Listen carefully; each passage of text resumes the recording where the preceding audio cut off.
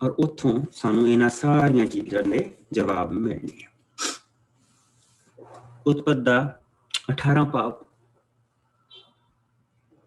पन्ना है 22, कोई जाना इसनूं 16 तो लैके 33 ताईं पढ़े। मैं पढ़ दिना पास्टर जी। हेड मेरा भी सारिਆਂ ਨੂੰ ਜੈ ਮਸੀਹ ਦੀ। ਪੰਨਾ 22 ਆ, ਅਬਰਾਮ ਦਾ ਸਦੂਮ ਦੇ ਬਚਾਓ ਲਈ ਤਰਲਾ। ਫਿਰ ਉਹ ਤਿੰਨੋਂ ਮਨੁੱਖ ਉੱਥੋਂ ਸਦੂਮ ਦੀ ਵੱਲ ਚੱਲ ਪਏ। ਅਬਰਾਮ ਉਹਨਾਂ ਨੂੰ ਵਿਦਾ ਕਰਨ ਦੇ ਲਈ ਕੁਝ ਦੂਰ ਤੱਕ ਉਹਨਾਂ ਦੇ ਨਾਲ ਗਿਆ।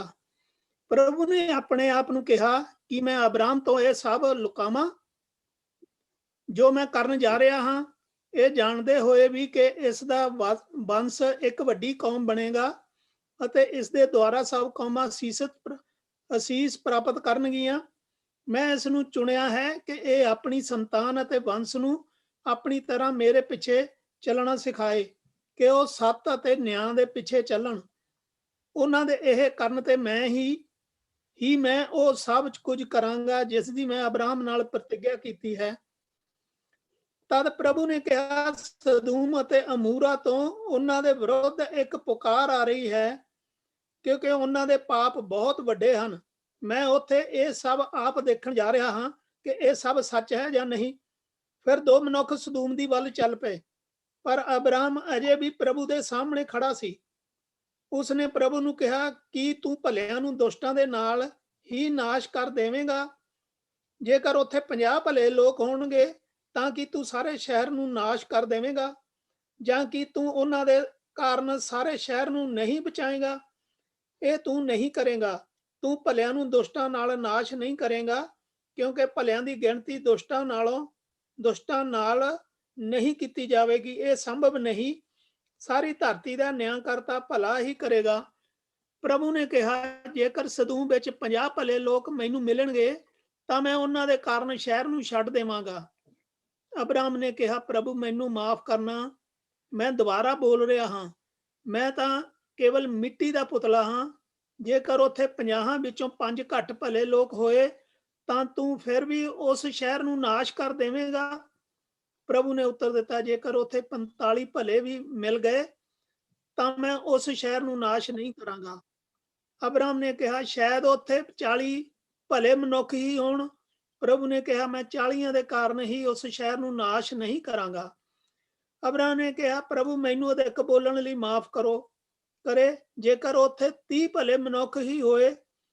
ਪ੍ਰਭੂ ਨੂੰ ਕਿਹਾ, ਮੈਂ 30 ਦੇ ਕਾਰਨ ਹੀ ਸਾਰੇ ਸ਼ਹਿਰ ਨੂੰ ਛੱਡ ਦੇਵਾਂਗਾ।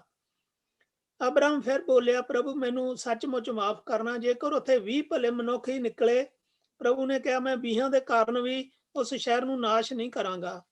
ਅਬਰਾਮ ਨੇ ਅੰਤ ਵਾਰ ਫਿਰ ਬੋਲ ਉੱਠਿਆ, ਇਹ ਪ੍ਰਭੂ ਮੈਨੂੰ ਮਾਫ ਕਰਨਾ, ਜੇਕਰ ਉੱਥੇ 10 ਭਲੇ ਮਨੁੱਖ ਹੀ ਨਿਕਲੇ। ਪ੍ਰਭੂ ਨੇ ਕਿਹਾ, ਮੈਂ 10 ਭਲਿਆਂ ਦੇ ਕਾਰਨ ਵੀ ਉਸ ਸ਼ਹਿਰ ਨੂੰ ਨਾਸ਼ ਨਹੀਂ ਕਰਾਂਗਾ।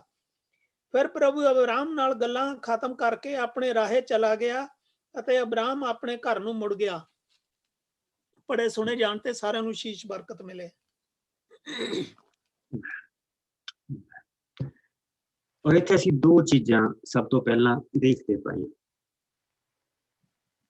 ਇੱਥੇ ਸਭ ਤੋਂ ਪਹਿਲਾਂ ਸਾਨੂੰ ਸਾਡੀ ਡੈਫੀਨੇਸ਼ਨ ਸਮਝ ਆਏਗੀ ਕਿ ਅਸੀਂ ਕੌਣ, ਔਰ ਅਸੀਂ ਪ੍ਰਭੂ ਦੇ ਮੂੰਹ ਦੇ ਵਿੱਚੋਂ ਸੁਣਾਂਗੇ ਅਸੀਂ ਕੌਣ। ਕਿਉਂਕਿ ਜਦ ਸਾਨੂੰ ਇਹ ਪਤਾ ਲੱਗਦਾ, ਆਪਣੀ ਹੋਂਦ ਔਰ ਆਪਣੇ ਉਸ ਸਟੇਟਸ ਦਾ ਪਤਾ ਲੱਗਦਾ ਕਿ ਮੈਂ ਕੌਣ ਆ, ਤੇ ਫਿਰ ਉੱਥੋਂ ਸਾਰੀਆਂ ਚੀਜ਼ਾਂ ਪੈਦਾ ਹੋਣੀਆਂ ਸ਼ੁਰੂ ਹੁੰਦੀਆਂ। ਮੈਂ ਮਸੀਹ ਦੇ ਵਿੱਚ ਕੌਣ, ਔਰ ਇੱਥੇ ਅਸੀਂ ਪ੍ਰਭੂ ਦੇ ਮੂੰਹ ਦੇ ਵਿੱਚੋਂ ਸੁਣਦੇ ਪਏ ਹਾਂ ਕਿ ਪ੍ਰਭੂ ਦੇ ਵਿੱਚ ਅਸੀਂ ਕੌਣ। ਸੋ ਜਿਸ ਵੇਲੇ ਅਸੀਂ ਇਸ ਨੂੰ ਸ਼ੁਰੂ ਕਰਦੇ ਹਾਂ ਤੇ ਜਿਸ ਵੇਲੇ ਪ੍ਰਭੂ ਉੱਥੋਂ ਗਏ ਆ, 3 ਮਨੁੱਖ ਗਏ ਆ, ਅਬਰਾਹਮ ਉਹਨਾਂ ਨੂੰ ਵਿਦਾ ਕਰਨ ਦੇ ਲਈ ਗਿਆ। ਜਿਹੜੇ 2 ਏਂਜਲ ਆ ਉਹ ਅੱਗੇ ਚਲੇ ਗਏ, ਉਹ ਸਦੂਮ ਦੇ ਵੱਲ ਤੇ ਅਮੋਰਾ ਦੇ ਵੱਲ ਚਲੇ ਗਏ। ਨਾ, ਸਦੂਮ ਤੇ ਅਮੋਰਾ ਦੇ ਲੋਕ ਇਸ ਚੀਜ਼ ਨੂੰ ਨਹੀਂ ਕਹਿ ਸਕਦੇ ਕਿ ਪ੍ਰਭੂ ਨੇ ਸਾਨੂੰ ਨਹੀਂ ਬਚਾਇਆ। ਅਸੀਂ ਪਿੱਛੇ ਪੜ ਕੇ ਹਟੇ ਹਾਂ ਕਿ ਜਿਸ ਵੇਲੇ ਉੱਥੇ ਹਮਲਾ ਹੋਇਆ ਸੀ, ਜਿਸਲੇ ਕਦਾਰਨਾ ਔਮੋਰ ਦੇ ਜਿਹੜੇ ਇਲਾਕੇ ਦੇ ਜਿਹੜੇ ਰਾਜੇ ਸੀ, ਜਿਸਲੇ ਉਹਨਾਂ ਨੇ ਹਮਲਾ ਕੀਤਾ, ਹਮਲਾ ਕਰਕੇ ਉਹਨਾਂ ਨੂੰ ਸਾਰਿਆਂ ਨੂੰ ਜਿੱਤ ਲਿਆ ਸੀ, ਔਰ ਪਲੱਸ ਉਹਨਾਂ ਸਾਰਿਆਂ ਨੂੰ ਬੰਦੀ ਤੇ ਗੁਲਾਮ ਬਣਾ ਲਿਆ ਸੀ, ਤੇ ਅਬਰਾਹਮ ਦੇ ਰਾਹੀਂ ਪ੍ਰਭੂ ਨੇ ਉਹਨਾਂ ਨੂੰ ਛੁਟਕਾਰਾ ਦਿੱਤਾ ਸੀ। ਉਸ ਸਮੇਂ ਅਸੀਂ ਇਹ ਦੇਖਦੇ ਪਏ ਸੀ ਕਿ ਲੂਤ ਜਿਹੜੇ ਸ਼ਹਿਰ ਦੀਆਂ ਉਸ ਸ਼ਹਿਰ ਦੀਆਂ ਜਿਹੜੀਆਂ ਕੰਧਾਂ ਸੀ ਉਸ ਤੋਂ ਬਾਹਰ ਸੀ, ਉਹਦਾ ਡੇਰਾ ਬਾਹਰ ਸੀ। ਲੇਕਿਨ ਹੁਣ ਲੂਤ ਨੇ ਉਸ ਮੌਕੇ ਦਾ ਫਾਇਦਾ ਉਠਾਉਂਦੇ ਹੋਏ ਰਾਜੇ ਨੇ ਉਸ ਨੂੰ ਹੁਣ ਅੰਦਰ ਜਗ੍ਹਾ ਦੇ ਦਿੱਤੀ ਆ, ਔਰ ਉਹ ਹੁਣ ਅੰਦਰ ਬੈਠ ਗਿਆ। ਇਹ ਜਾਣਦਿਆਂ ਹੋਇਆਂ ਉਸਦੀਆਂ ਅੱਖਾਂ ਦੇ ਸਾਹਮਣੇ ਕਿਹੜਾ ਪਾਪ ਹੋ ਰਿਹਾ, ਕਿਹੜੀਆਂ ਚੀਜ਼ਾਂ ਹੋ ਰਹੀਆਂ, ਲੇਕਿਨ ਉਸਨੇ ਇਸ ਦੁਨੀਆ ਦੇ ਰਾਜੇ ਨੂੰ ਸਵੀਕਾਰ ਕੀਤਾ। ਪ੍ਰਭੂ ਯਿਸੂ ਨੇ ਕਿਹਾ ਸੀ ਕਿ ਅਸੀਂ ਦੋਵਾਂ ਦੇ ਵਿੱਚੋਂ ਇੱਕ ਦੀ ਸੇਵਾ ਕਰ ਸਕਦੇ ਹਾਂ, ਜਾਂ ਅਸੀਂ ਧਨ ਦੀ ਸੇਵਾ ਕਰ ਸਕਦੇ ਹਾਂ, ਜਾਂ ਅਸੀਂ ਪ੍ਰਭੂ ਦੀ ਸੇਵਾ ਕਰ ਸਕਦੇ ਹਾਂ। ਅਬਰਾਹਮ ਨੇ ਟੈਂਟਾਂ ਦੇ ਵਿੱਚ ਰਹਿਣਾ ਪਸੰਦ ਕੀਤਾ, ਪਰ ਉਸਨੇ ਉਸ ਭ੍ਰਸ਼ਟ ਪੀੜ੍ਹੀ ਤੋਂ, ਕਿ ਜਿਹਨੂੰ ਅਸੀਂ ਕਹਿੰਦੇ ਕਿ ਪੁਰਾਣੇ ਸਮੇਂ 'ਚ ਬੜੇ ਚੰਗੇ ਸਮੇਂ ਹੁੰਦੇ ਸੀ, ਚੰਗੇ ਸਮੇਂ ਅਸੀਂ ਪੜ੍ਹਦੇ ਪਏ, ਉਹ ਪੁਰਾਣੇ ਸਮੇਂ ਪੜ੍ਹਦੇ, ਉਸ ਭ੍ਰਸ਼ਟ ਪੀੜ੍ਹੀ ਦੇ ਤੋਂ ਪ੍ਰਭੂ ਆਪਣੇ ਆਪ ਨੂੰ ਉਸਨੇ ਦੂਰ ਰੱਖਿਆ। ਉਸਨੇ ਤੰਬੂਆਂ ਦੇ ਵਿੱਚ ਰਹਿਣਾ ਪਸੰਦ ਕੀਤਾ, ਪੱਕਿਆਂ ਦੇ ਵਿੱਚ ਨਹੀਂ ਜਾ ਕੇ ਬੈਠਾ। ਔਰ ਜਿਹੜੀ ਪ੍ਰਭੂ ਨੇ ਉਸ ਨੂੰ ਉੱਥੇ ਵੀ ਬੇਸ਼ੱਕ ਬਹੁਤ ਬਰਕਤ ਦਿੱਤੀ। ਔਰ ਜਿਸ ਲਈ ਅਸੀਂ ਇੱਥੇ ਵਚਨ ਦੇ ਵਿੱਚ ਦੇਖਦੇ ਪਏ ਹਾਂ, ਤੇ ਅਸੀਂ ਹੁਣ 17ਵੀਂ ਆਇਤ ਦੇ ਵਿੱਚ ਆਵਾਂਗੇ। ਪ੍ਰਭੂ ਨੇ ਆਪਣੇ ਆਪ ਨੂੰ ਕਿਹਾ ਕਿ ਮੈਂ ਅਬਰਾਹਮ ਤੋਂ ਇਹ ਸਭ ਲੁਕਾਵਾਂ ਜੋ ਮੈਂ ਕਰਨ ਜਾ ਰਿਹਾ। ਸੋ ਇਹ ਕੀ ਪ੍ਰਭੂ ਨੂੰ ਕਮਲ ਹੋਇਆ ਹੈ ਜਿਹੜਾ ਆਪਣੇ ਆਪ ਨਾਲ ਗੱਲਾਂ ਕਰਦਾ ਪਿਆ? ਨਹੀਂ, ਅਸੀਂ ਅਗੇਨ ਇੱਥੇ ਫਾਦਰ, ਸਨ, ਹੋਲੀ ਸਪਿਰਿਟ ਦੇਖਦੇ ਪਏ। ਅਸੀਂ ਬਾਪ, ਬੇਟਾ ਔਰ ਪਵਿੱਤਰ ਆਤਮਾ ਨੂੰ ਇੱਥੇ ਅਸੀਂ ਦੇਖਦੇ ਪਏ। ਔਰ ਉਹ ਜਿਹੜੀ ਕਨਵਰਸੇਸ਼ਨ ਆ ਉਹ ਤ੍ਰਿਏਕ ਦੇ ਵਿੱਚ ਆ, ਉਹ 3 ਪਰ 1 ਆ। ਜਿਸ ਤਰ੍ਹਾਂ ਅਸੀਂ ਵੀ 3 ਪਰ ਅਸੀਂ ਵੀ 1, ਪਰ ਜਿਹੜਾ ਪ੍ਰਭੂ ਆ ਉਸਦੀ ਜਿਹੜੀ ਤ੍ਰਿਏਕ ਆ ਉਹ ਵੱਖਰਾ ਵੱਖਰਾ ਕੰਮ ਕਰ ਸਕਦੀ, ਸਾਡੀ ਤ੍ਰਿਏਕ ਵੱਖਰਾ ਵੱਖਰਾ ਕੰਮ ਨਹੀਂ ਕਰ ਸਕਦੀ। ਸਾਡੀ ਜਿਹੜੀ ਤ੍ਰਿਏਕ ਆ ਉਸ ਇਸੇ ਸਰੀਰ ਨੂੰ ਲੈ ਕੇ ਅੱਗੇ ਜਾ, ਇਸ ਦੇਹ ਨੂੰ ਲੈ ਕੇ ਅੱਗੇ ਜਾ। ਔਰ ਜਿਸ ਲਈ ਅਸੀਂ ਪ੍ਰਭੂ ਦੇ ਵਚਨ ਦੇ ਵਿੱਚ ਦੇਖਦੇ ਪਏ ਹਾਂ, ਤਾਂ ਪ੍ਰਭੂ ਨੇ ਮੈਂ ਅਬਰਾਹਮ ਤੋਂ ਇਹ ਸਭ ਲੁਕਾਵਾਂ ਜੋ ਮੈਂ ਕਰਨ ਜਾ ਰਿਹਾ ਹਾਂ, ਇਹ ਜਾਣਦੇ ਹੋਏ ਕਿ ਮੈਂ ਇਸ ਦਾ ਵੰਸ਼ ਵੱਡੀ ਕੌਮ ਬਣੇਗਾ ਤੇ ਇਸ ਦੇ ਦੁਆਰਾ ਸਭ ਕੌਮਾਂ ਅਸੀਸ ਪ੍ਰਾਪਤ ਕਰਨਗੀਆਂ। ਮੈਂ ਇਸ ਨੂੰ ਚੁਣਿਆ ਹੈ ਕਿ ਇਹ ਆਪਣੀ ਸੰਤਾਨ ਅਤੇ ਵੰਸ਼ ਨੂੰ ਆਪਣੀ ਤਰ੍ਹਾਂ ਮੇਰੇ ਪਿੱਛੇ ਚੱਲਣਾ ਸਿਖਾਏ, ਅਤੇ ਉਹ ਸੱਤ ਅਤੇ ਨਿਆਂ ਦੇ ਪਿੱਛੇ ਚੱਲਣ। ਉਹਨਾਂ ਦੇ ਇਹ ਕਰਨ ਤੇ ਮੈਂ ਉਹ ਸਭ ਕੁਝ ਕਰਾਂਗਾ ਜਿਸ ਦੀ ਮੈਂ ਅਬਰਾਹਮ ਦੇ ਨਾਲ ਪ੍ਰਤਿਗਿਆ ਕੀਤੀ ਹੈ। ਔਰ ਇੱਥੇ ਜਿਹੜਾ ਇੱਕ ਸ਼ਬਦ ਜਿਹੜਾ ਨਹੀਂ ਆਇਆ ਉਹ ਇਹ ਹੈ ਕਿ ਮੈਂ ਅਬਰਾਹਮ ਨੂੰ ਚੁਣਿਆ ਹੈ। ਔਰ ਉਸ ਦੇ ਨਾਲ ਜਿਹੜਾ ਸ਼ਬਦ ਆ ਉਹ ਮਿੱਤਰ ਆਉਂਦਾ। ਪ੍ਰਭੂ ਦਾ ਜਿਹੜਾ ਸ਼ਬਦ ਆ ਉਹ ਇੱਥੇ ਇੱਕ ਮਿੱਤਰ ਸ਼ਬਦ ਆਉਂਦਾ, ਜਿਹੜਾ ਸਾਡੀਆਂ ਬਾਈਬਲਾਂ ਦੇ ਵਿੱਚ ਮਿਸ ਆ। ਉਸਨੂੰ ਮੈਂ ਚੁਣਿਆ ਹੈ ਅਤੇ ਉਹ ਮੇਰਾ ਮਿੱਤਰ ਹੈ। ਪ੍ਰਭੂ ਨੇ ਅਬਰਾਹਮ ਨੂੰ ਆਪਣਾ ਮਿੱਤਰ ਕਿਹਾ ਸੀ। ਸੋ ਕੱਲ ਨੂੰ ਮੈਂ ਜਿੱਦਾਂ ਜਾਊਂਗਾ ਜਿਹੜੀ ਸਾਡੀ ਕੋਲ ਬਾਈਬਲ ਹੈ ਸੈਪਟੂਜੈਂਟ ਤੇ ਆ ਟ੍ਰਾਂਸਲੇਸ਼ਨ ਆ, ਕੱਲ ਨੂੰ ਮੈਂ ਇਬਰਾਨੀ ਭਾਸ਼ਾ ਦੇ ਵਿੱਚੋਂ ਉਹ ਲੈ ਕੇ ਆਊਂਗਾ। ਲੇਕਿਨ ਅੱਜ ਅਸੀਂ ਇੱਥੇ ਹੀ ਰੁਕਦੇ ਹਾਂ। ਔਰ ਇਹੋ ਹੀ ਚੀਜ਼ਾਂ ਪ੍ਰਭੂ ਯਿਸੂ ਨੇ ਸਾਡੀ ਦਿੱਤੀ। ਮੇਰੇ ਨਾਲ ਯਹੂਨਾ ਦੇ 15ਵੇਂ ਭਾਵ ਦੇ ਵਿੱਚ ਆ ਜਾਓ। ਇੱਥੇ ਲਿਖ ਲਓ ਜੌਨ 15, ਜਿਸ ਲਈ ਇਹ 19ਵੀਂ ਤੇ 20ਵੀਂ ਦੇ ਗੱਬੇ ਤੁਹਾਡੇ ਕੋਲ ਜਗ੍ਹਾ ਹੈ, ਉੱਥੇ ਲਿਖ ਲਓ ਜੌਨ ਚੈਪਟਰ 15। ਔਰ ਅਸੀਂ ਉੱਥੇ ਦੇਖਾਂਗੇ, ਜਿਸ ਨੂੰ ਮਿਲ ਜਾਏ ਪੰਨਾ ਜ਼ਰੂਰ ਦੱਸਦਾ ਹੈ। John chapter 15 193। ਥੈਂਕ ਯੂ ਭੈਣ ਮੇਰੀ। ਆਓ ਜਿਸ ਲਈ ਸਾਰਿਆਂ ਨੂੰ ਮਿਲ ਜਾਏ, ਅਸੀਂ ਫਿਰ ਇਸ ਨੂੰ ਪੜਾਂਗੇ। ਔਰ ਇਸ ਦੇ ਚੈਪਟਰ ਦੇ ਵਿੱਚ ਤੁਸੀਂ ਦੇਖੋ ਕਿ ਕਿੱਦਾਂ ਇਹਨਾਂ ਚੀਜ਼ਾਂ ਦੀ ਮਹਿਕ ਆਉਣੀ ਜੋ ਪ੍ਰਭੂ ਨੇ ਅਬਰਾਹਮ ਨੂੰ ਕਹੀਆਂ। ਗਾਂ ਤੋਂ ਉਸਨੇ ਤਰਲੇ ਕਰਨੇ ਨਾ, ਉਹ ਤਾਂ ਅਸੀਂ ਦੇਖਾਂਗੇ। ਤੇ ਲੇਕਿਨ ਇੱਥੇ ਅਸੀਂ ਦੇਖਾਂਗੇ, ਅਸੀਂ ਇਸ ਨੂੰ 1 ਤੋਂ ਲੈ ਕੇ 17 ਤਾਈਂ ਦੇਖਾਂਗੇ। ਜਿਸ ਨੂੰ ਮਿਲ ਜਾਏ ਉਹ ਇਸ ਨੂੰ ਮੈਂ ਪੜ੍ਹ ਦਿੰਦੀ ਹਾਂ। ਪ੍ਰਭੂ ਯਿਸੂ ਅੰਗੂਰ ਦੀ ਅਸਲੀ ਵੇਲ। ਮੈਂ ਅੰਗੂਰ ਦੀ ਅਸਲੀ ਵੇਲ ਹਾਂ ਅਤੇ ਮੇਰਾ ਪਿਤਾ ਮਾਲੀ ਹੈ। ਹਰ ਟਹਿਣੀ ਜਿਹੜੀ ਫਲ ਨਹੀਂ ਦਿੰਦੀ ਉਹ ਉਸ ਨੂੰ ਕੱਟ ਦਿੰਦਾ ਹੈ, ਅਤੇ ਜਿਹੜੀ ਫਲ ਦਿੰਦੀ ਹੈ ਉਸ ਨੂੰ ਛਾਂਟਦਾ ਹੈ ਕਿ ਉਹ ਹੋਰ ਜ਼ਿਆਦਾ ਫਲ ਦੇਵੇ। ਤੁਸੀਂ ਉਸ ਵਚਨ ਦੇ ਕਾਰਨ ਜਿਹੜਾ ਮੈਂ ਤੁਹਾਨੂੰ ਕਹਿ ਚੁੱਕਾ ਹਾਂ ਪਹਿਲਾਂ ਹੀ ਸ਼ੁੱਧ ਹੋ ਚੁੱਕੇ ਹੋ। ਮੇਰੇ ਵਿੱਚ ਰਹੋ ਜਿਸ ਤਰ੍ਹਾਂ ਮੈਂ ਤੁਹਾਡੇ ਵਿੱਚ ਹਾਂ। ਜਿਸ ਤਰ੍ਹਾਂ ਟਹਿਣੀ ਜੇਕਰ ਵੇਲ ਵਿੱਚ ਨਾ ਰਹੇ ਤਾਂ ਉਹ ਫਲ ਨਹੀਂ ਦਿੰਦੀ, ਉਸੇ ਤਰ੍ਹਾਂ ਜੇਕਰ ਤੁਸੀਂ ਮੇਰੇ ਵਿੱਚ ਨਾ ਰਹੋ ਤਾਂ ਫਲ ਨਹੀਂ ਦੇ ਸਕਦੇ। ਮੈਂ ਅੰਗੂਰ ਦੀ ਵੇਲ ਹਾਂ ਅਤੇ ਤੁਸੀਂ ਟਹਿਣੀਆਂ ਹੋ। ਜੋ ਮੇਰੇ ਵਿੱਚ ਰਹਿੰਦਾ ਹੈ ਮੈਂ ਉਸ ਵਿੱਚ ਰਹਿੰਦਾ ਹਾਂ ਅਤੇ ਉਹ ਬਹੁਤ ਫਲ ਦਿੰਦਾ ਹੈ। ਮੇਰੇ ਤੋਂ ਵੱਖਰੇ ਹੋ ਕੇ ਤੁਸੀਂ ਕੁਝ ਵੀ ਨਹੀਂ ਕਰ ਸਕਦੇ। ਜੇਕਰ ਕੋਈ ਮੇਰੇ ਵਿੱਚ ਨਹੀਂ ਰਹਿੰਦਾ ਤਾਂ ਉਹ ਸੁੱਕੀ ਟਹਿਣੀ ਦੀ ਤਰ੍ਹਾਂ ਸੁੱਟ ਦਿੱਤਾ ਜਾਂਦਾ ਹੈ। ਫਿਰ ਲੋਕੀ ਸੁੱਕੀਆਂ ਟਹਿਣੀਆਂ ਨੂੰ ਇਕੱਠਾ ਕਰਕੇ ਅੱਗ ਵਿੱਚ ਝੋਂਕ ਦਿੰਦੇ ਹਨ ਅਤੇ ਉਹਨਾਂ ਨੂੰ ਸੁਆਹ ਕਰ ਦਿੰਦੇ ਹਨ। ਜੇਕਰ ਤੁਸੀਂ ਮੇਰੇ ਵਿੱਚ ਰਹੋ ਅਤੇ ਮੇਰੇ ਵਚਨ ਤੁਹਾਡੇ ਵਿੱਚ ਰਹਿਣ ਤਾਂ ਜੋ ਕੁਝ ਵੀ ਤੁਸੀਂ ਚਾਹੋ ਅਤੇ ਮੰਗੋ ਤੁਹਾਡੇ ਲਈ ਹੋ ਜਾਵੇਗਾ। ਮੇਰੇ ਪਿਤਾ ਦੀ ਵਡਿਆਈ ਇਸੇ ਵਿੱਚ ਹੈ ਕਿ ਤੁਸੀਂ ਬਹੁਤਾ ਫਲ ਦੇਵੋ ਅਤੇ ਇਸ ਤਰ੍ਹਾਂ ਤੁਸੀਂ ਮੇਰੇ ਚੇਲੇ ਬਣ ਜਾਵੋ। ਜਿਸ ਤਰ੍ਹਾਂ ਮੇਰੇ ਪਿਤਾ ਨੇ ਮੈਨੂੰ ਪਿਆਰ ਕੀਤਾ ਹੈ ਉਸੇ ਤਰ੍ਹਾਂ ਮੈਂ ਵੀ ਤੁਹਾਨੂੰ ਪਿਆਰ ਕੀਤਾ ਹੈ। ਮੇਰੇ ਪਿਆਰ ਵਿੱਚ ਬਣੇ ਰਹੋ। ਜੇਕਰ ਤੁਸੀਂ ਮੇਰੀਆਂ ਆਗਿਆਵਾਂ ਨੂੰ ਮੰਨੋਗੇ ਤਾਂ ਤੁਸੀਂ ਮੇਰੇ ਪਿਆਰ ਵਿੱਚ ਬਣੇ ਰਹੋਗੇ, ਜਿਸ ਤਰ੍ਹਾਂ ਮੈਂ ਆਪਣੇ ਪਿਤਾ ਦੀਆਂ ਆਗਿਆਵਾਂ ਨੂੰ ਮੰਨਦਾ ਹਾਂ ਅਤੇ ਉਸਦੇ ਪਿਆਰ ਵਿੱਚ ਰਹਿੰਦਾ ਹਾਂ।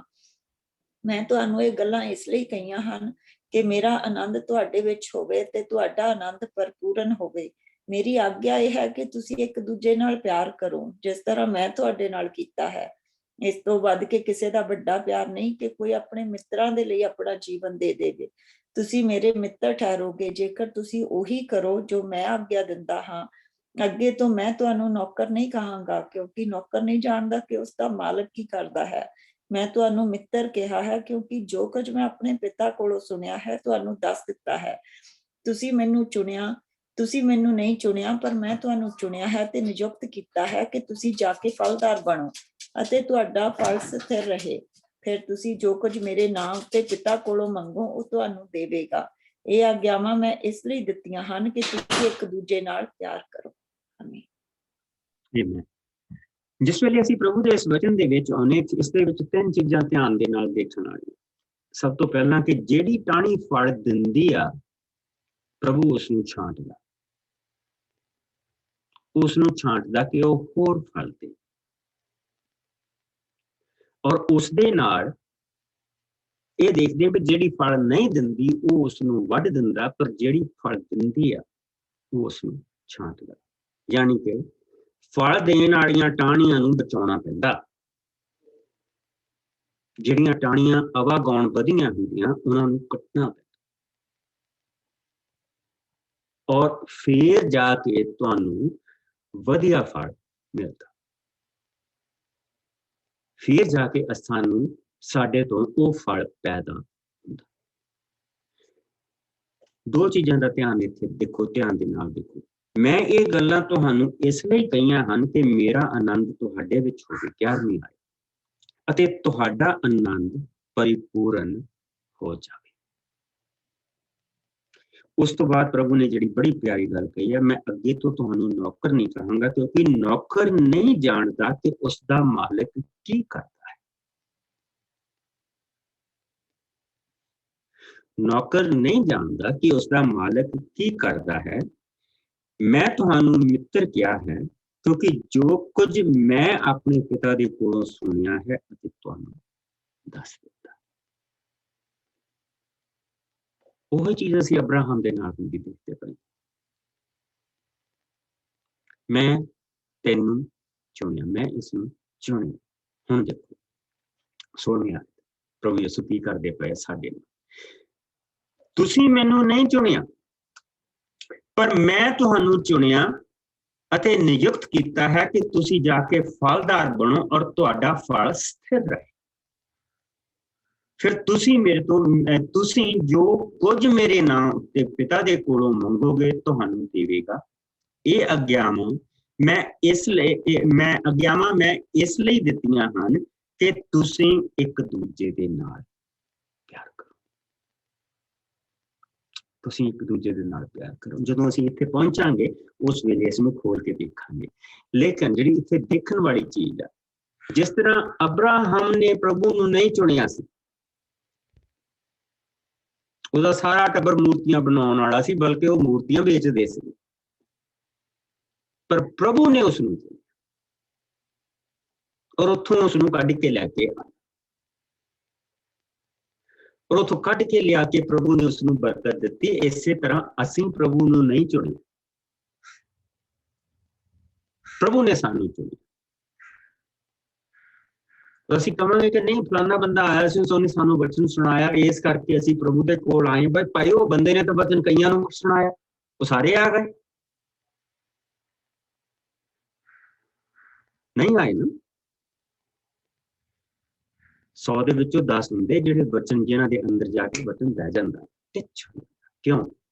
ਕਿਉਂਕਿ ਪ੍ਰਭੂ ਨੇ ਉਹਨਾਂ ਨੂੰ ਚੁਣਿਆ। ਇਹ ਬਹੁਤ ਵੱਡਾ ਮਾਣ, ਬਹੁਤ ਵੱਡਾ ਮਾਣ ਹੈ। ਤੁਸੀਂ ਮੈਨੂੰ ਨਹੀਂ ਚੁਣਿਆ, ਪਰ ਮੈਂ ਤੁਹਾਨੂੰ ਚੁਣਿਆ। ਕਿਉਂ ਚੁਣਿਆ? ਕਿ ਅਤੇ ਨਿਯੁਕਤ ਕੀਤਾ ਹੈ ਕਿ ਤੁਸੀਂ ਜਾ ਕੇ ਫਲਦਾਰ ਬਣੋ ਅਤੇ ਤੁਹਾਡਾ ਫਲ ਸਥਿਰ ਰਹੇ, ਤੁਹਾਡਾ ਫਲ ਸਥਿਰ ਰਹੇ। ਔਰ ਇਸੇ ਕਰਕੇ ਪ੍ਰਭੂ ਜਿਸ ਵੇਲੇ ਅਬਰਾਹਮ ਦੇ ਨਾਲ ਇੱਥੇ ਵਾਪਸ ਆਏ ਆ, ਔਰ ਅਬਰਾਹਮ ਨੂੰ ਉਹ ਦੱਸਣ ਜਾ ਰਹੇ ਆ ਕਿ ਹੁਣ ਮੈਂ ਕੀ ਕਰਨ ਜਾ ਰਿਹਾ, ਮੈਂ ਸੋਦਮ ਔਰ ਗਮੋਰਾ ਦੇ ਵੱਲ ਜਾ ਰਿਹਾ। ਤਦ ਪ੍ਰਭੂ ਨੇ, ਅਸੀਂ ਆ ਗਏ 20ਵੀਂ ਆਇਤ, ਵਾਪਸ ਆ ਗਏ ਅਸੀਂ ਆਪਣੇ 18ਵੇਂ ਭਾਵ ਦੇ ਉੱਤੇ। ਔਰ ਜਿੱਦਾਂ ਮੈਂ ਤੁਹਾਨੂੰ ਕਿਹਾ ਕਿ ਜਿੱਦਾਂ ਵੀ ਆਪਣਾ ਰੱਖਿਆ ਹੁੰਦਾ ਵਾਪਸ ਜਿਸ ਆਉਣ ਦੇ ਲਈ, ਇਹਦੇ ਨਾਲ ਮਦਦ ਮਿਲ ਜਾਂਦੀ ਹੈ। ਤਦ ਪ੍ਰਭੂ ਨੇ ਕਿਹਾ ਸਦੋਮ ਅਤੇ ਅਮੋਰਾ ਦੇ ਵਿਰੁੱਧ ਇੱਕ ਪੁਕਾਰ ਆ ਰਹੀ ਹੈ, ਕਿਉਂਕਿ ਉਹਨਾਂ ਦੇ ਪਾਪ ਬਹੁਤ ਵੱਡੇ ਹਨ। ਮੈਂ ਉੱਥੇ ਇਹ ਸਭ ਦੇਖਣ ਜਾ ਰਿਹਾ ਹਾਂ, ਤਾਂ ਜਾ ਰਿਹਾ ਹਾਂ ਅਤੇ ਇਹ ਸੱਚ ਹੈ ਜਾਂ ਨਹੀਂ। ਪਰ ਦੋ ਮਨੁੱਖ ਸਦੋਮ ਦੇ ਵੱਲ ਚੱਲ ਪਏ, ਪਰ ਅਬਰਾਹਮ ਅਜੇ ਪ੍ਰਭੂ ਦੇ ਸਾਹਮਣੇ ਖੜਾ ਸੀ। ਤਾਂ ਉਸਨੇ ਪ੍ਰਭੂ ਨੂੰ ਕਿਹਾ, ਕੀ ਤੂੰ ਭਲਿਆਂ ਨੂੰ ਦੁਸ਼ਟਾਂ ਦੇ ਨਾਲ ਨਾਸ਼ ਕਰ ਦੇਵੇਂਗਾ? ਜੇਕਰ 50 ਲੋਕ ਭਲੇ ਹੋਣਗੇ ਤਾਂ ਕਿ ਤੂੰ ਸਾਰੇ ਸ਼ਹਿਰ ਨੂੰ ਨਾਸ਼ ਕਰ ਦੇਵੇਂਗਾ, ਜਾਂ ਕਿ ਤੂੰ ਉਹਨਾਂ ਦੇ ਕਾਰਨ, ਹੁਣ ਇੱਥੋਂ ਆ ਸ਼ਬਦ ਸ਼ੁਰੂ ਹੋ, ਉਹਨਾਂ 50 ਲੋਕਾਂ ਦੇ ਕਾਰਨ ਬਾਕੀ ਦੇ ਸ਼ਹਿਰ ਨੂੰ ਤੂੰ ਬਖਸ਼ ਦੇਵੇਂਗਾ। ਕਿਉਂਕਿ ਉਸਨੇ ਕੀ ਕਿਹਾ? ਜਾਂ ਤੂੰ ਕੀ ਉਹਨਾਂ ਦੇ ਕਾਰਨ ਸਾਰੇ ਸ਼ਹਿਰ ਨੂੰ ਨਹੀਂ ਬਚਾਏਂਗਾ? ਇਹ ਤੂੰ ਨਹੀਂ ਕਰੇਗਾ, ਤੂੰ ਭਲਿਆਂ ਨੂੰ ਦੁਸ਼ਟਾਂ ਦੇ ਨਾਲ ਨਾਸ਼ ਨਹੀਂ ਕਰੇਗਾ, ਕਿਉਂਕਿ ਭਲਿਆਂ ਦੀ ਗਿਣਤੀ ਦੁਸ਼ਟਾਂ ਦੇ ਨਾਲ ਨਹੀਂ ਕੀਤੀ ਜਾਵੇਗੀ। ਇਹ ਸੰਭਵ ਹੀ ਨਹੀਂ। ਸਾਰੀ ਧਰਤੀ ਦਾ ਨਿਆਂ ਕਰਤਾ ਭਲਾ ਹੀ ਕਰੇਗਾ, ਸਾਰੀ ਧਰਤੀ ਦਾ ਨਿਆਂ ਕਰਤਾ ਭਲਾ ਹੀ ਕਰੇਗਾ। ਕਿ ਤੂੰ 50 ਦੇ ਕਾਰਨ ਉਹਨਾਂ ਨੂੰ ਬਖਸ਼ ਦੇਂਗਾ। ਔਰ ਪ੍ਰਭੂ ਨੇ ਕਿਹਾ, ਜੇਕਰ ਸਦੋਮ ਵਿੱਚ 50 ਭਲੇ ਲੋਕ ਮੈਨੂੰ ਮਿਲਣਗੇ ਤਾਂ ਮੈਂ ਉਹਨਾਂ ਦੇ ਕਾਰਨ ਸ਼ਹਿਰ ਨੂੰ ਛੱਡ ਦੇਵਾਂਗਾ। ਜੇ ਪ੍ਰਭੂ ਮੈਨੂੰ ਮਾਫ ਕਰਨਾ, ਮੈਂ ਦੁਬਾਰਾ ਬੋਲ ਰਿਹਾ ਹਾਂ, ਮੈਂ ਮਿੱਟੀ ਦਾ ਪੁਤਲਾ, ਜੇਕਰ 5 ਘੱਟ ਮਿਲੇ, ਫਿਰ ਕਿ ਤੂੰ ਉਹਨਾਂ ਦੇ ਕਾਰਨ, ਸ਼ਬਦ ਹੈ ਕਾਰਨ, ਕਿ ਤੂੰ ਉਹਨਾਂ ਦੇ ਕਾਰਨ ਉਹਨਾਂ ਨੂੰ ਛੱਡ ਦੇਂਗਾ। ਉਸਨੇ ਕਿਹਾ, ਮੈਂ 45 ਦੇ ਕਾਰਨ ਛੱਡ ਦਿਆਂਗਾ। ਜੇ ਤੈਨੂੰ 40 ਮਿਲੇ ਉਹਨਾਂ ਦੇ ਕਾਰਨ ਉਹਨਾਂ ਨੂੰ ਛੱਡ ਦੇਂਗਾ? ਹਾਂ, ਮੈਂ ਛੱਡ ਦੂੰਗਾ। ਜੇ ਤੈਨੂੰ 30 ਮਿਲੇ, ਤੈਨੂੰ 20 ਮਿਲੇ, ਉਹਨਾਂ ਦੇ ਕਾਰਨ ਤੂੰ ਉਹਨਾਂ ਨੂੰ ਛੱਡ ਦੇਂਗਾ? ਹਾਂ, ਮੈਂ ਉਸ ਸ਼ਹਿਰ ਨੂੰ ਛੱਡ ਦੂੰਗਾ। ਅਬਰਾਹਮ ਅਖੀਰ ਇਸ ਚੀਜ਼ ਦੇ ਉੱਤੇ ਆ ਗਿਆ, 10 ਤਾਂ ਮਿਲ ਜਾ,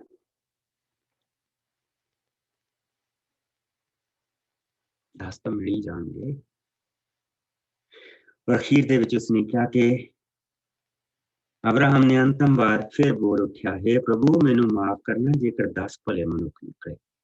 ਤਾਂ ਪ੍ਰਭੂ ਨੇ ਕਿਹਾ, ਮੈਂ 10 ਭਲਿਆਂ ਦੇ ਕਾਰਨ ਸ਼ਹਿਰ ਨੂੰ ਨਾਸ਼ ਨਹੀਂ ਕਰਾਂਗਾ। ਫਿਰ ਪ੍ਰਭੂ ਅਬਰਾਹਮ ਦੇ ਨਾਲ ਗੱਲਾਂ ਖਤਮ ਕਰਕੇ ਆਪਣੇ ਰਾਹੀਂ ਚਲਾ ਗਿਆ और अब्राहम अपनी घर दी वल पापियां दे माफी के लिए दुआ हो रही। कौन कुरला रहा ਉਹਦੇ अंदर? वो वादे दा लोग, वो जिहड़ी उसने रोटी खाधी है, जिहड़ा ਉਹਦਾ ਬਜ਼ੁਰਗ ਆ ਉਸ ਨੂੰ ਬਰਕਤ ਦੇ ਕੇ ਗਿਆ, वो जो उसने दाग साल उसके नाल ਲਈ रोटी खाधी है,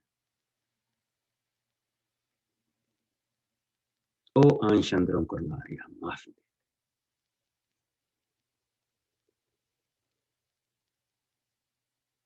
जे तेन 50 मिल जाए, जे तेन 45 मिल जाए, जे तेन 40 मिल जाए, जे तेन 30 मिल जाए, जे तेन 20 मिल जाए, जे तेन 10, पर अब्राहम 10 ते रुक गया कि 10 ही बहुत है, 10 तो मिल जाए। इसी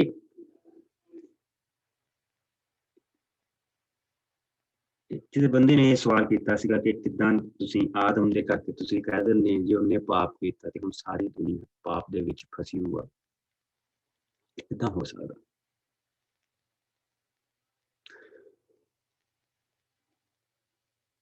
तो उत्थे एक बच्चा खड़ा सी 9-10 साल का, उसने पूछा कि तेरा नाम की है?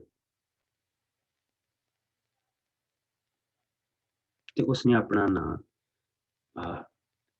दसिया कि मेरा नाम गौरव खरे कश्मीर कुछ इतना करके। पूछा तेरे बच्चे कितने? सारे जने हसन लग पे, ये बच्चे कितने?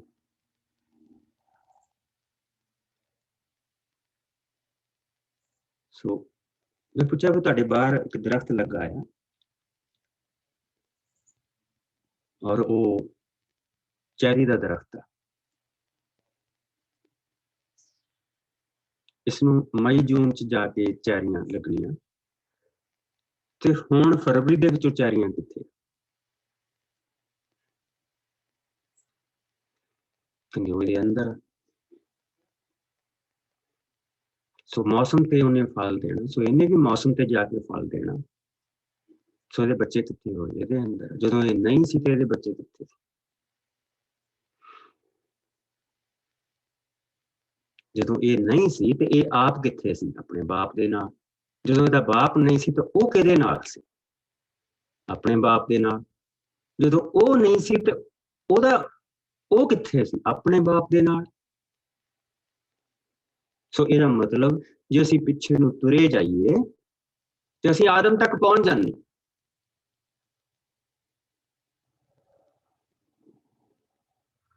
आदम तक असीं पहुंच जांदे। जैसे असीं सारे ही नहीं सी ते कायन दे पैदा होण तो पहलां असीं कित्थे सी? सारे दे सारे आदम दे विच। सो जिसले पाप कीता वो कल्ले आदम ने कीता कि असीं सारियां ने कीता?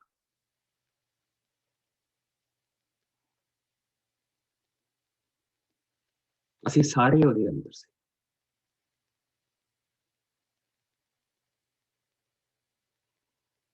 और उथों पाप जिहड़ा वो सारियां दे उत्ते आया।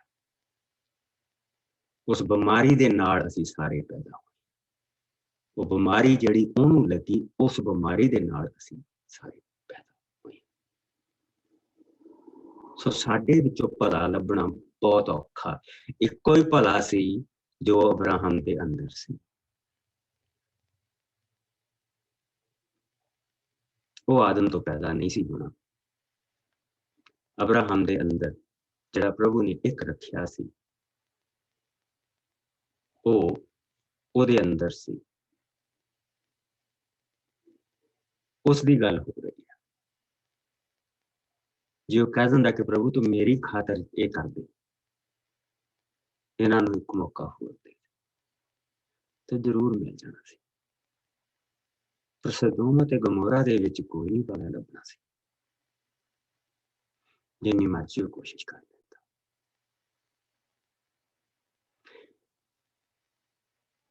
ਸੋ ਪ੍ਰਭੂ ਨੇ ਆਪਣਾ ਵਾਅਦਾ ਅਬਰਾਹਮ ਨੂੰ ਦਿੱਤਾ ਕਿ ਮੈਂ ਇੱਕ ਦੀ ਖਾਤਰ, ਇਸ 10 ਦੀ ਖਾਤਰ ਉਸ ਸ਼ਹਿਰ ਨੂੰ ਛੱਡ ਦੂੰਗਾ।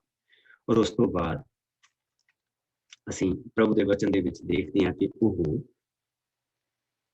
ਫਰਿਸ਼ਤੇ ਜਿਹੜੇ ਆ, 2 ਜਿਹੜੇ ਆ, ਉਹ ਸਦੂਮ ਤੇ ਗੋਮੋਰਾ ਦੇ ਵਿੱਚ ਪਹੁੰਚ ਗਏ। ਸਦੂਮ ਦੇ ਵਿੱਚ ਉਹ ਪਹੁੰਚ ਗਏ। ਸੋ ਆਓ 19ਵਾਂ ਭਾਵ ਪਹਿਲੀਆਂ 11 ਆਇਤਾਂ ਖੋਜ। ਮੈਂ ਪੜ੍ਹਦੀ ਹਾਂ। ਸਦੂਮ ਦਾ ਪਾਪ। ਜਦੋਂ ਦੋਵੇਂ ਸਵਰਗਦੂਤ ਸਦੂਮ ਨਗਰ ਵਿੱਚ ਪਹੁੰਚੇ ਤਾਂ ਇਹ ਤਰਕਾਲਾਂ ਦਾ ਸਮਾਂ ਸੀ।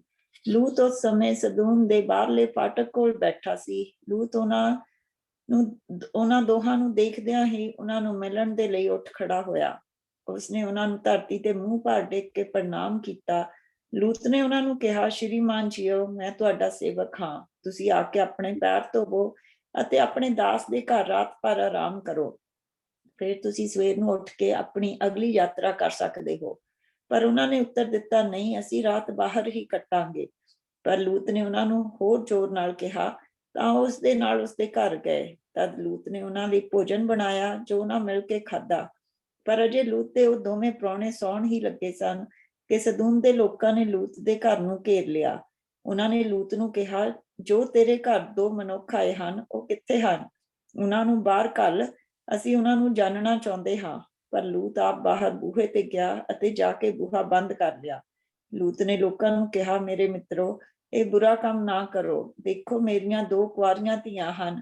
ਮੈਂ ਉਹਨਾਂ ਨੂੰ ਬਾਹਰ ਲੈ ਆਉਂਦਾ ਹਾਂ ਅਤੇ ਜੋ ਤੁਸੀਂ ਚਾਹੋ ਉਹਨਾਂ ਨਾਲ ਕਰ ਲਵੋ। ਪਰ ਮੇਰੇ ਇਹਨਾਂ ਪ੍ਰਾਹੁਣਿਆਂ ਨੂੰ ਕੁਝ ਨਾ ਕਹੋ, ਕਿਉਂਕਿ ਉਹ ਮੇਰੀ ਛੱਤ ਹੇਠ ਆਏ ਹਨ ਅਤੇ ਉਹਨਾਂ ਦੀ ਰੱਖਿਆ ਕਰਨਾ ਮੇਰਾ ਕਰਤੱਵ ਹੈ। ਪਰ ਸਦੂਮ ਦੇ ਲੋਕ ਲੂਤ ਨੂੰ ਬੋਲੇ, ਤੂੰ ਆਪ ਵਿਦੇਸ਼ੀ ਹੈ, ਪਿਛਾਂ ਹਟ ਕੇ ਤੂੰ ਸਾਨੂੰ ਸਮਝਾਏਂਗਾ, ਅਸੀਂ ਤੇਰਾ ਉਹਨਾਂ ਨਾਲੋਂ ਵੀ ਬੁਰਾ ਹਾਲ ਕਰਾਂਗੇ। ਸੋ ਉਹਨਾਂ ਅਗਾਂਹ ਵੱਧ ਕੇ ਲੂਤ ਨੂੰ ਇੱਕ ਪਾਸੇ ਕਰ ਦਿੱਤਾ ਕਿ ਉਹ ਉਸਦੇ ਘਰ ਦਾ ਬੂਹਾ ਤੋੜਨ। ਪਰ ਅੰਦਰੋਂ ਦੋਹਾਂ ਪ੍ਰਾਹੁਣਿਆਂ ਨੇ ਲੂਤ ਨੂੰ ਅੰਦਰ ਖਿੱਚ ਲਿਆ ਅਤੇ ਫਿਰ ਬੂਹਾ ਬੰਦ ਕਰ ਦਿੱਤਾ। ਇਸ ਦੇ ਪਿੱਛੋਂ ਉਹਨਾਂ ਦੋਹਾਂ ਨੇ ਉਹਨਾਂ ਸਭ ਲੋਕਾਂ ਨੂੰ ਅੰਨ੍ਹਿਆ ਕਰ ਦਿੱਤਾ ਜੋ ਬਾਹਰ ਘਰ ਦੇ ਬੂਹੇ ਨੂੰ ਤੋੜ ਰਹੇ ਸਨ। ਤਦ ਉਹ ਸਭ ਟੋ ਟੋ ਕੇ ਰਾਹ ਲੱਭਣ ਲੱਗੇ। ਆਮੀਨ। ਸੋ ਇਹ ਜਿਸ ਵੇਲੇ ਉਹ ਉੱਥੇ ਗਏ ਤੇ ਇਹ ਉੱਥੇ ਦਾ ਹਾਲ। ਲੂਤ ਉਹਨਾਂ ਨੂੰ ਆਪਣੇ ਘਰ ਲੈ ਗਿਆ। ਲੂਤ ਨੇ ਉਹਨਾਂ ਦੀ ਸੇਵਾ ਕੀਤੀ। ਲੇਕਿਨ ਉਹ ਜਿਹੜੇ ਲੋਕ ਉੱਥੇ ਦੇ ਆ, ਉਹ ਹਰ ਤਰ੍ਹਾਂ ਦਾ ਪਾਪ, ਸਭ ਕੁਝ ਲੀਗਲ ਆ ਉੱਥੇ, ਔਰ ਸਭ ਕੁਝ ਉਹ ਕਰਦੇ ਪਏ। ਲੇਕਿਨ ਇਹ ਅਸੀਂ ਕੱਲ ਨੂੰ ਦੇਖਾਂਗੇ। I still wanna come back, ਕਿ ਅਬਰਾਹਮ ਮਾਫੀ ਦੇ ਲਈ ਕਹਿ ਰਿਹਾ ਕਿ ਤੂੰ ਉਹਨਾਂ ਨੂੰ ਮਾਫ ਕਰੇਂਗਾ, ਜੇ 10 ਮਿਲ ਜਾਣ ਤੇ ਤੂੰ ਉਹਨਾਂ ਨੂੰ ਮਾਫ ਕਰੇਂਗਾ। ਔਰ ਅਸੀਂ ਇਹ ਦੇਖਦੇ ਪਏ ਹਾਂ ਕਿ ਉਹਨਾਂ ਨੂੰ ਮਾਫੀ ਨਹੀਂ ਮਿਲੀ, ਕਿਉਂਕਿ 10 ਭਲੇ ਨਹੀਂ ਲੱਭੇ। ਮੇਰੇ ਨਾਲ ਇੱਥੇ ਲਿਖ ਲਓ ਤੁਸੀਂ, ਲੂਕਾ ਦਾ 23ਵਾਂ ਭਾਵ, ਉਸਦੀ 26 ਆਇਤ ਤੋਂ ਲੈ ਕੇ ਉਸਦੀ 43 ਆਇਤ ਤੱਕ। ਲੂਕਾ ਦਾ 23ਵਾਂ ਭਾਵ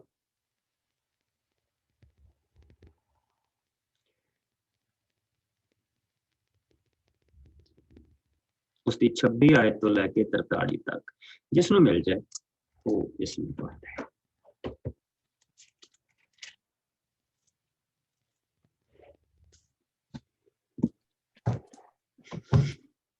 ਇੱਕ 155 ਪਨ ਨਵੇਂ ਨਿਯਮ।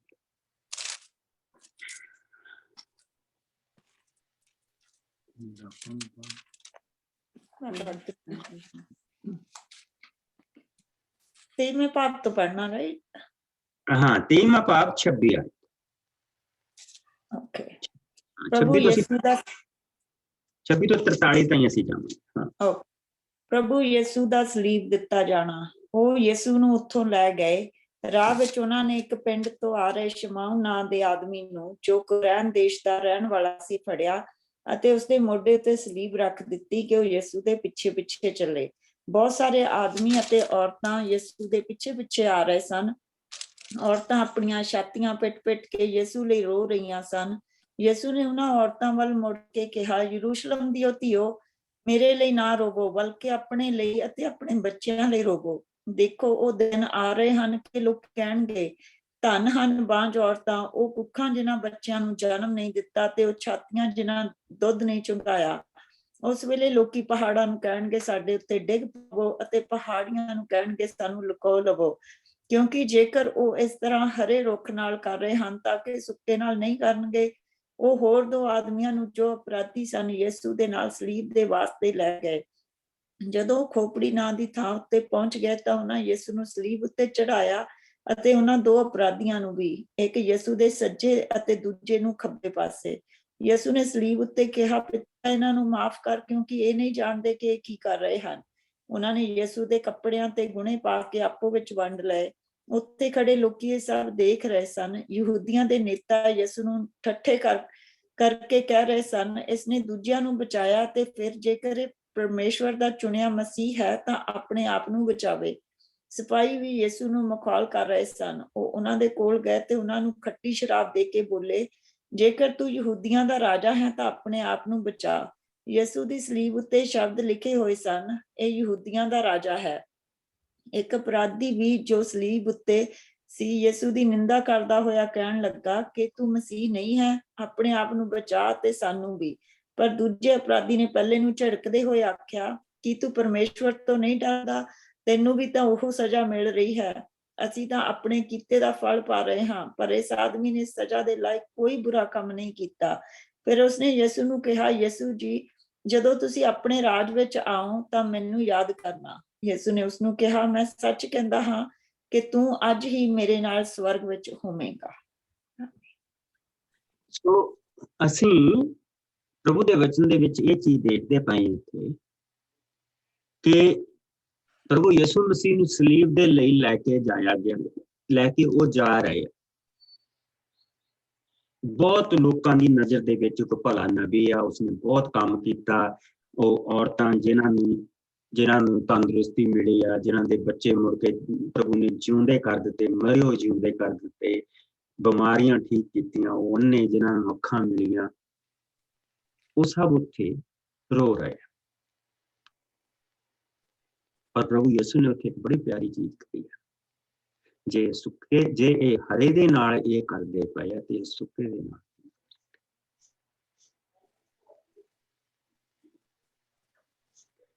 ਔਰ ਹੁਣ ਇੱਥੇ ਅਸੀਂ ਇੱਕ ਚੀਜ਼ ਦੇਖਾਂਗੇ ਕਿ ਉੱਥੇ 3 ਸਲੀਬਾਂ ਲਾਈਆਂ ਗਈਆਂ,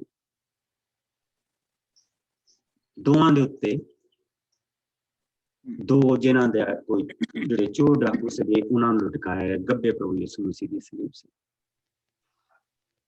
ਔਰ ਪ੍ਰਭੂ ਯਿਸੂ ਮਸੀਹ ਕੀ ਕਹਿ ਰਹੇ, ਬਾਪ ਇਹਨਾਂ ਨੂੰ ਮਾਫ ਕਰਨਾ, ਇਹ ਨਹੀਂ ਜਾਣਦੇ ਇਹ ਕੀ ਕਰਦੇ।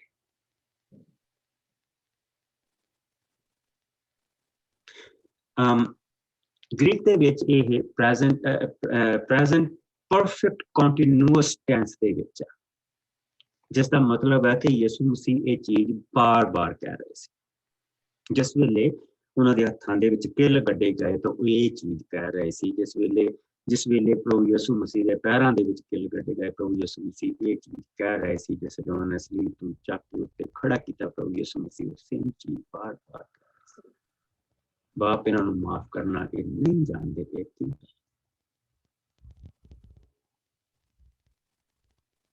ਉੱਥੇ ਸਾਰੇ ਪ੍ਰਭੂ ਯਿਸੂ ਮਸੀਹ ਨੂੰ ਮਖੌਲ ਕਰਦੇ ਪਏ ਆ, ਕੋਈ ਖੱਟੀ ਸ਼ਰਾਬ ਦਿੰਦਾ ਪਿਆ, ਕੋਈ ਉਸਨੂੰ ਕਹਿ ਰਿਹਾ ਜੇ ਯਹੂਦੀਆਂ ਦਾ ਰਾਜਾ ਥੱਲੇ ਉੱਤਰ ਆ, ਜੇਕਰ ਮਸੀਹਾਂ ਦਾ ਥੱਲੇ ਉੱਤਰ ਆ, ਉਹ ਸਾਰੀਆਂ ਚੀਜ਼ਾਂ ਕਹਿ ਰਿਹਾ।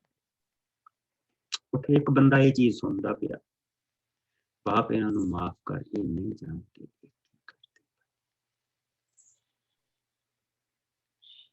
ਉਹ ਇਹ ਸੋਚਦਾ, ਉਹ ਬਾਕੀ ਇਹ ਸੋਚਦੇ ਪਏ ਆ ਕਿ ਉਹ ਉਹਨਾਂ ਦੇ ਲਈ ਕਹਿ ਰਿਹਾ ਜਿਹੜੇ ਸਾਹਮਣੇ ਉਹਦੇ ਲਈ ਉਹਨੂੰ ਸਲੀਬ ਦੇ ਉੱਤੇ ਟੰਗਦੇ ਪਏ।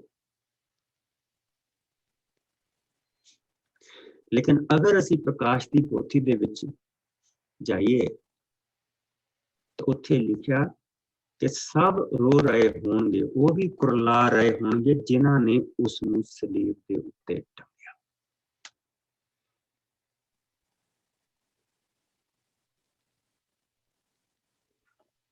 जिस दी समझ दे विच ये चीज आ गई उन्हां दे विचों, वो एक जिहड़ा सलीब दे उत्ते प्रभु दे एक पासे टंगिया सी, उसने वो चीज अपने आप ते लाई। उसने मसीह ते तो कुछ नहीं, मसीह नूं कुछ नहीं उसने किया सी, मसीह नूं उसने सलीब ते नहीं चढ़ाया सी। पर ओदी चीज ओदे खाना खुल गया ते देखे की कह रहा, बाप इन्हां नूं माफ कर, ये नहीं जानते ये की कर रहे।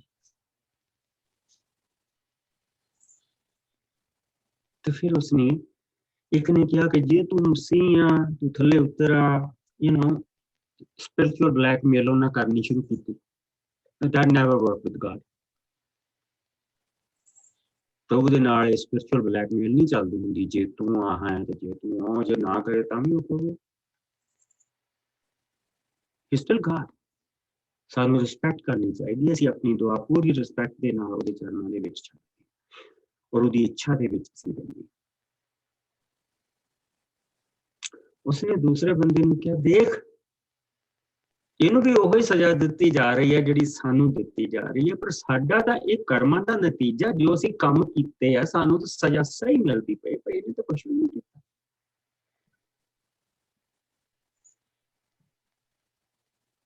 तो सब तो पहला उसने अपना पाप स्वीकार किया कि मैं जो सजा भोग रहा ये मैं काम किया।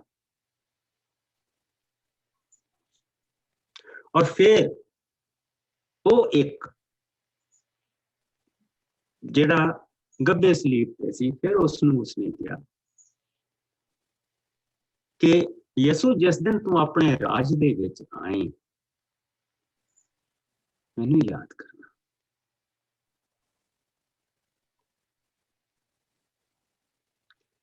उसने कहा तू आज ही मेरे नाल फिरदौस दे विच। ये है माफी,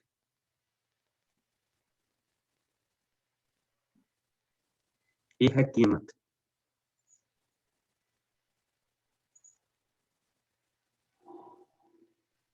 इत्थे असीं देखदे पए हां कि भला उत्थे इक्को ही आ।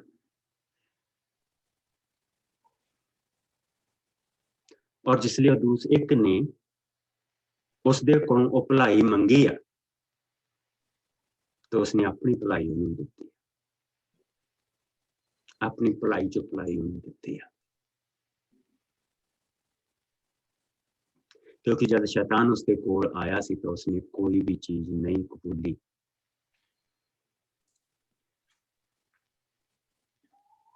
उसके कोल आया सी कि मैं तेनों राजा बना दूं सारी दुनिया का। उसने कहा नहीं, तेरे मोरे नहीं झुकना, अपने बाप की इच्छा के विच मिलना। ये मेन चीज है। कल नूं असीं देखांगे किस तरह एक दा जिहड़ा पाप किदां सानूं बचाउंदा, और एक दे पाप ने किदां सानूं मारिया, और एक दा जिहड़ा आया वो भी स्वर्ग तो आया, किदां सानूं बचाउंदा।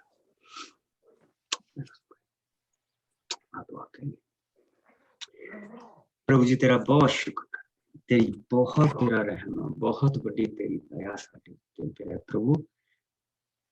मैं अपने मित्र अब्राहम नूं चुनिया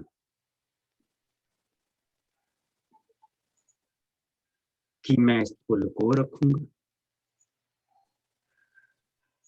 और यसू ने कहा कि मैं तुहानूं अज तो बाद सेवादार नहीं कहूंगा, नौकर नहीं कहूंगा, क्योंकि नौकर नूं कुछ नहीं पता हुंदा कि मालिक की करदा, बल्कि अपने मित्र कहूंगा। तुसीं मैनू नहीं चुनिया, पर मैं तुहानूं चुनिया और वख कीता कि तुसीं फलदार हो और तुहाडा फल कायम रहे। प्यारे प्रभु असीं तेरा शुक्र करते हैं इस चीज दे लई। दो हाथ जोड़ के तेरा शुक्र कर। साडे कोल प्रभु जी कुछ नहीं तेनूं देण दे लई, पर साडी शुक्रगुजारी कबूल कर।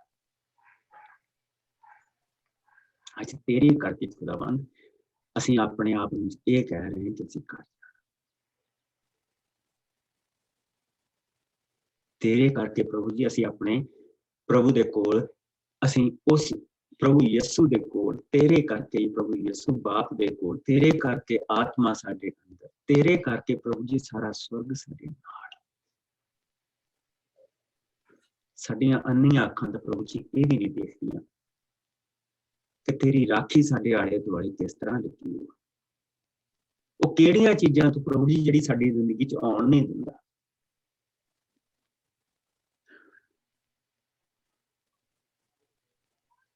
ਅਸੀਂ ਤੇਰਾ ਬਹੁਤ ਸ਼ੁਕਰ ਕਰਦੇ ਹਾਂ। ਹੁਣ ਤੋਂ ਲੈ ਕੇ ਜਦੋਂ ਤੱਕ ਅਸੀਂ ਦੁਆਰਾ ਮਿਲੀਏ ਪ੍ਰਭੂ ਜੀ, ਤੇਰੀ ਰਹਿਮ, ਤੇਰੀ ਕਿਰਪਾ, ਤੇਰੀ ਦਇਆ ਸਾਡੇ ਸਭ ਤੇ ਨਾਲ ਬਣੀ ਰਹੇ। ਤੇਰਾ ਪਿਆਰ, ਤੇਰੀ ਸ਼ਾਂਤੀ, ਤੇਰਾ ਆਰਾਮ ਪ੍ਰਭੂ ਜੀ, ਇਹ ਸਭ ਕੁਛ ਤੇਰੀਆਂ ਦਿੱਤੀਆਂ ਚੀਜ਼ਾਂ ਪ੍ਰਭੂ ਜੀ, ਇਸ ਦੇ ਆਨੰਦ ਦੇ ਵਿੱਚ ਅਸੀਂ ਬਣੇ ਰਹੀਏ। ਬੁਰੀ ਔਰ ਬੁਰਾਈ ਤੋਂ ਸਾਨੂੰ ਬਚਾਏ, ਆਪਣੀ ਨਜ਼ਦੀਕੀ ਦੇ ਵਿੱਚ ਬਣਾ ਕੇ ਰੱਖੀ। ਮਸੀਹ ਯਿਸੂ ਦੇ ਮਿੱਠੇ ਔਰ ਪਿਆਰੇ ਨਾਮ ਦੇ ਵਿੱਚ ਸਾਰੇ ਭੈਣ ਭਰਾ, ਆਮੀਨ। ਪ੍ਰਭੂ ਤੁਹਾਨੂੰ ਬਰਕਤ ਦੇ, ਤੁਹਾਡੇ ਸਾਰਿਆਂ ਦੇ ਨਾਲ ਬਣੇ ਰਹੇ। ਕੱਲ ਨੂੰ ਸੇਮ ਟਾਈਮ ਮਿਲਾਂਗੇ ਔਰ ਕੱਲ ਨੂੰ ਅਸੀਂ ਇਸ ਚੀਜ਼ ਨੂੰ ਹੋਰ ਗਹਿਰਾਈ ਦੇ ਵਿੱਚ ਦੇਖਾਂਗੇ।